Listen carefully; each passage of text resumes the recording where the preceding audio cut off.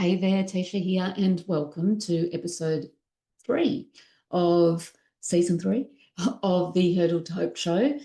If you've been following along, thank you very much. If not, I've been sharing what's happened to me in 2026, which, as I share in episode 1, was a experience of my body shutting down and being in ICU, intensive care, for 8 days, and then even longer in hospital. So I have a listen to episode 1 and then episode 2, which I share what led up to this really scary experience, and I share the importance of boundaries for all of us.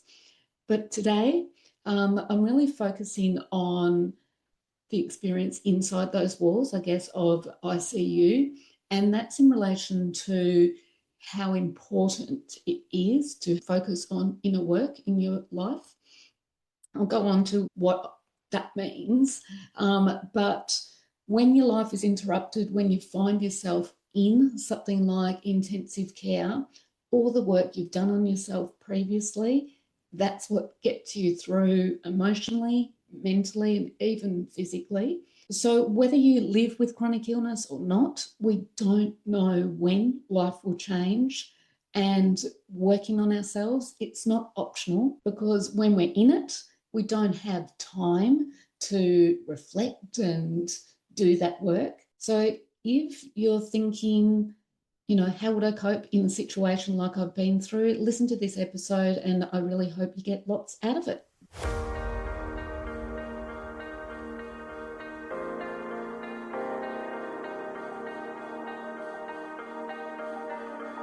So what I really do believe is the only reason I got through the absolute darkness of 8 days in ICU and then, the following few weeks in hospital was because the work I've already done.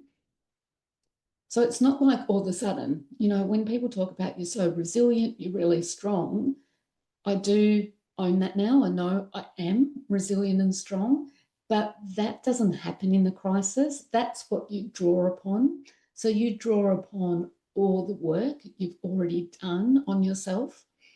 And for me, I always say I don't celebrate having MS and dealing with a stage 4 breast cancer diagnosis, but what it's done is been an amazing teacher.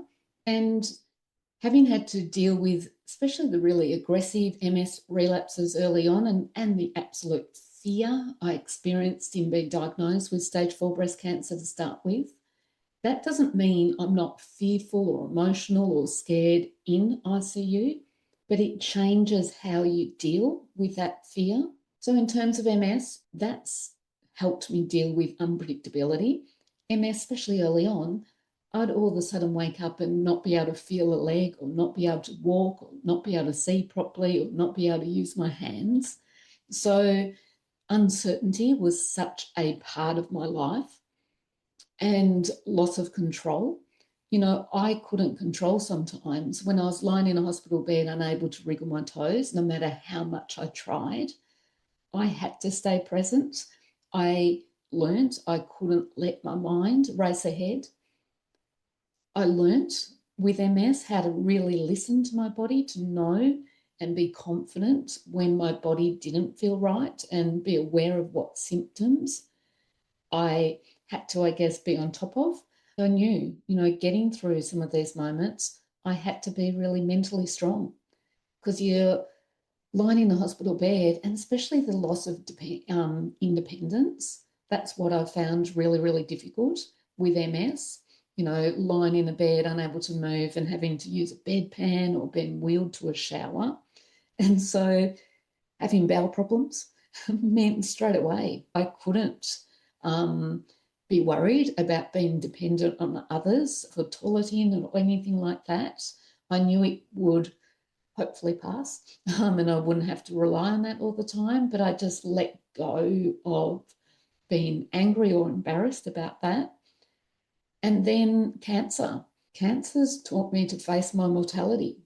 I've never had this experience of feeling my body shut down. I say, being diagnosed with stage 4 breast cancer, that's almost theoretical. I'm trying to think of the word, but it is theoretical. You know, you're told you've got an incurable disease, it's a terminal diagnosis, but I don't choose to use that language, and I choose to change that narrative. But I know what I've been diagnosed with, so that's always playing in your mind. And the fear, as I've shared before, I've never been so scared when the surgeon called to say your mastectomy is cancelled, the cancer's now in your liver, sternum, into the back. So I've never experienced fear like that until I felt my body shutting down in emergency in the ICU. Uncertain future, absolutely. Cancer and MS have helped me deal with that, and uncertainty was very present in ICU.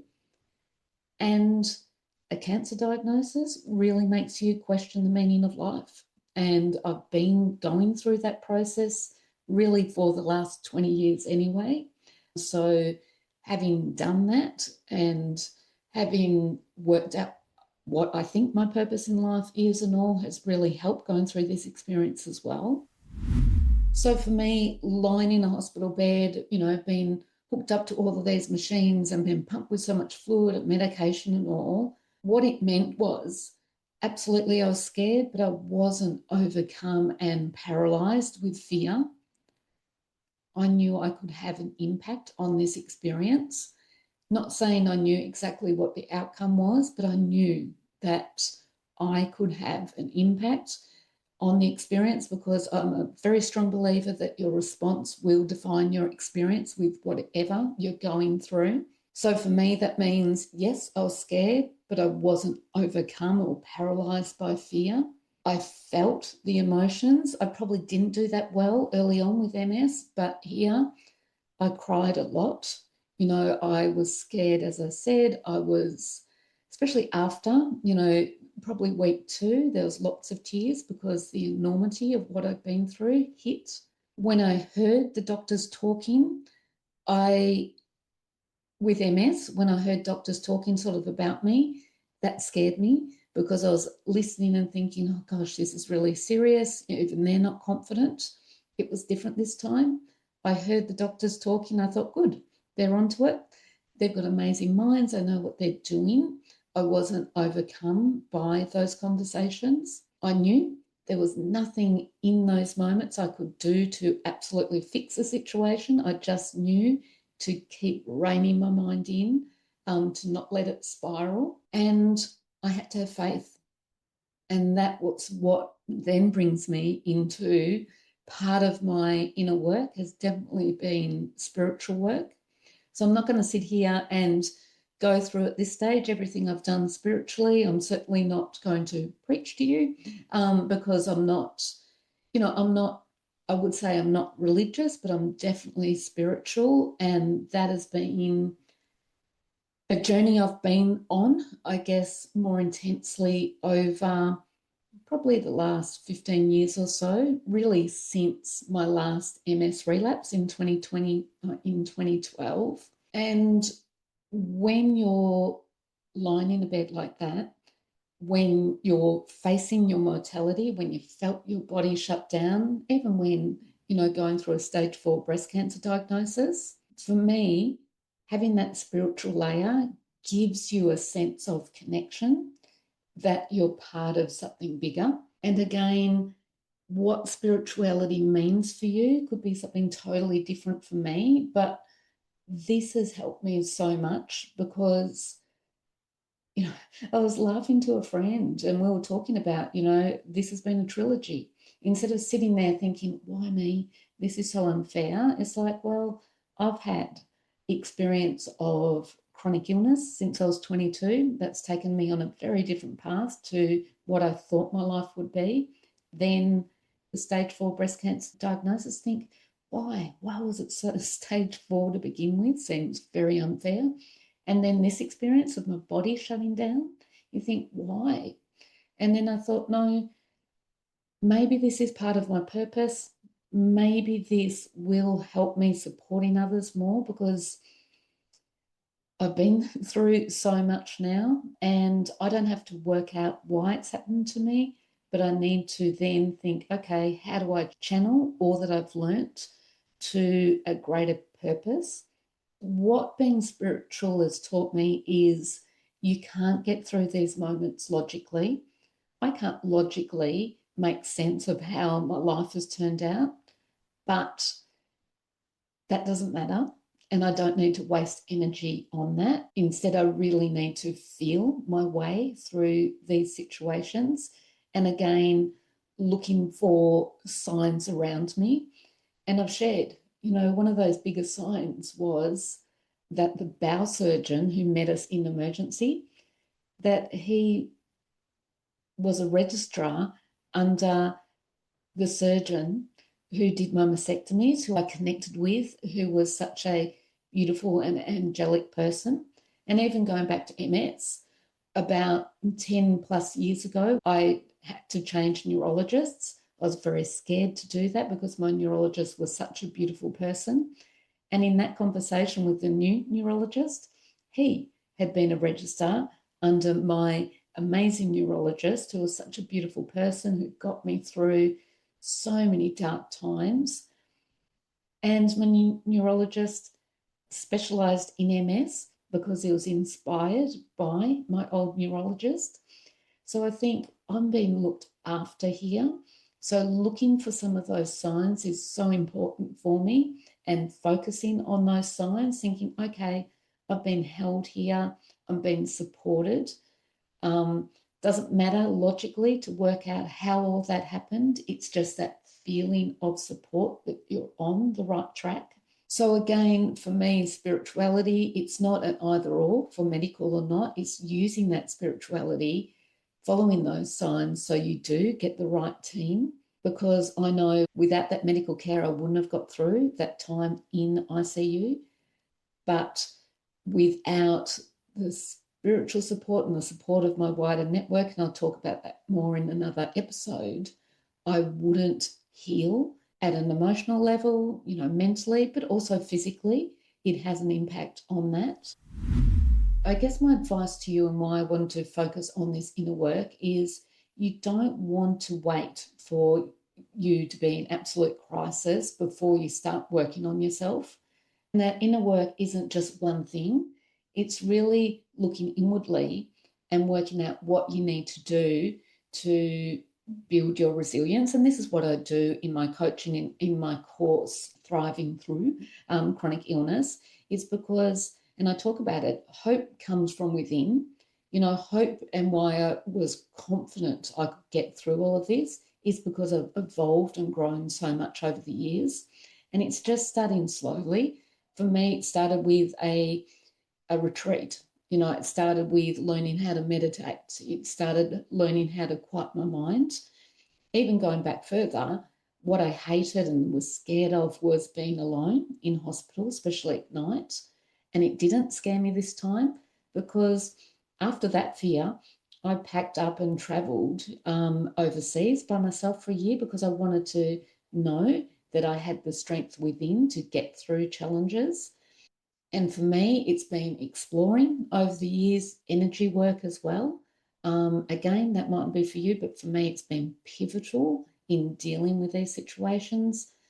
It's then sitting with your emotions. If you're fearful and don't want to cry too much, and that was certainly me early on with MS, learning how to sit with those emotions and not thinking, well, I can't do that, I'll spiral into darkness, I won't know how to get myself out of there.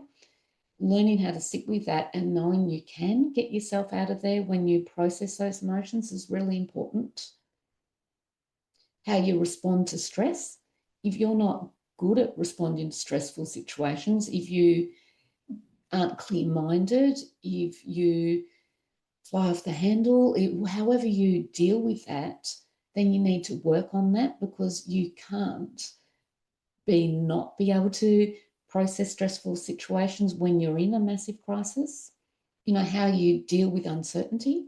If that's something that keeps you up at night and makes you, again, even more stressed, then you need to unpack that in terms of, And what I do is bringing yourself into present and not letting your mind race ahead. When I went to that first meditation retreat, the facilitator said, don't imagine every possible catastrophe that may or may not be part of your future. And I've held on to that because it's wasted energy. We don't know what the outcome will be. So why imagine everything bad that might happen? Not going to help your body. So it's really important to be aware of that inner dialogue that's in your head and will be in your head when you're in ICU. You know, I slept really well in ICU because my mind wasn't consumed with all of the what ifs. So there's some of the things that I did to help me. And yeah, just reflect on some of that for yourself as well. Okay, short episodes again because I'm still very tired. But yeah, this conversation on inner work is so important. And I do want you to reflect on it because I wouldn't have got through ICU if it wasn't for all the inner work I've done. I talk about being in the darkest place I've ever experienced, and that absolutely is true. And I'm still processing what happened. But I wouldn't have been guided to lightness, I guess, without having done some of this work. So, as I always say, have an open mind. Don't dismiss things because you don't understand them. I'll also put a link into the show notes of an interview I did season 1 with Lisa Kelly, who's a Reiki master, just in case you're interested in what I've been talking about spiritually. It was a great conversation I have with Lisa, who I personally know and certainly have turned to during this whole experience. Again, I'm mentioning my course, Thriving with Chronic Illness. If you are living with a chronic illness, please check out tisharose.com/thriving. Have a look because this is what I put into practice. Everything I've learnt in living with MS and cancer, I then applied, as I mentioned, to dealing with this situation. Everything in that course worked. So that is my resilience. That's my hope of getting through these periods. If you have any questions, please reach out. I'm on socials, on Instagram at Hurdle2Hope, Hurdle2Hope with the number 2, also on Facebook. So thank you again. I hope all is going well in your world, and we'll chat again next episode. Thank you for joining me on the Hurdle to Hope show. Please help me spread the word. Share this episode or others to friends, family members who you think will benefit from these conversations. Don't forget, we're also on YouTube now at Hurdle2Hope is the channel. And if you need support, resources, or a speaker for an event, please visit Hurdle2Hope.com. Don't forget Hurdle2Hope with the number 2. Enjoy your week, and if you're going through a difficult time, please remember, even in the darkest moments, hope is always there.